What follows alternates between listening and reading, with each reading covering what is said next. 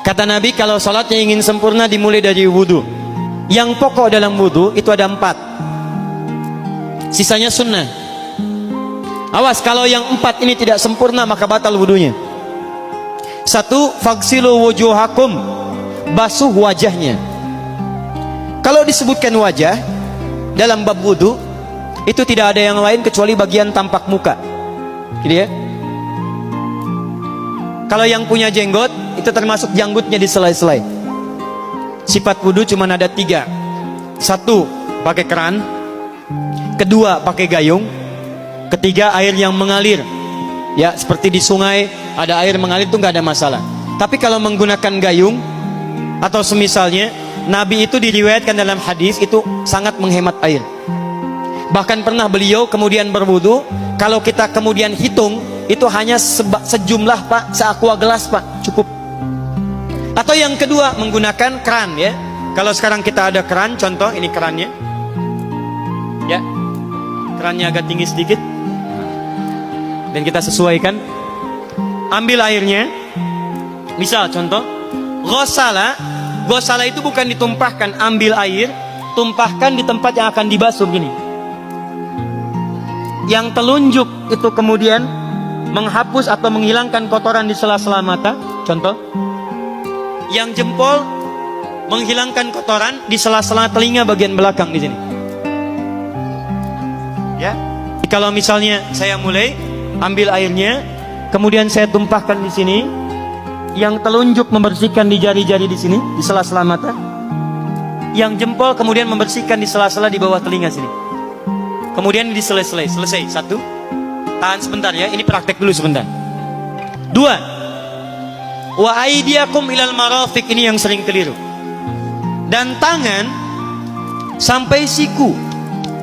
Jadi saat kita mengambil air wudu, ambil airnya, tumpahkan dari sini ilal marafiq sampai ke siku, ke sini. Balikan lagi ke depan. Jadi bukan kerannya dibeginikan, sikunya dibeginikan, takut, bukan. Jadi bukan siku diteruskan ke bawah. Yang tepat itu ambil airnya, kemudian basuh dari sini sampai dengan ke sikunya. Hati-hati, ini ada maknanya. Dan jika benar di hadis Muslim, jika orang wudunya benar seperti ini, maka bersamaan dengan jatuhnya air wudu itu, jatuh pula dosa-dosa dan kotoran yang melekat pada anggota tubuhnya. Tidak cukup dengan amin, nanti kita lihat dulu. Tangan selesai, pindah kemana? Bukan ke rambut, tapi kepala. Jadi dalam bab wudu yang diusap bukan rambutnya, kepalanya. Itulah keadilan Allah. Kalau yang diusap kepalanya, semua manusia yang hidup pasti punya kepala. Tapi kalau yang diusap rambutnya, ada ketidakadilan, karena tidak semua orang punya kepala, punya rambut. Tuh. Nah sekarang lihat sini. Ketika kita diminta mengusap kepala, bahasanya masaha. Masaha itu begini. Ini saya punten. Bismillah. Ini ya. Ambil airnya, tumpahkan, baru kemudian diusapkan ke kepalanya. Paham ya? Kalau yang ghosala, ambil, tumpahkan di tempat yang akan dibasuh. Tapi kalau masaha, hati-hati. Ambil airnya, tumpahkan, baru diusap. Jadi bukan diambil air, tumpahkan di kepala begini. Yang dibasuh kepalanya bukan rambutnya.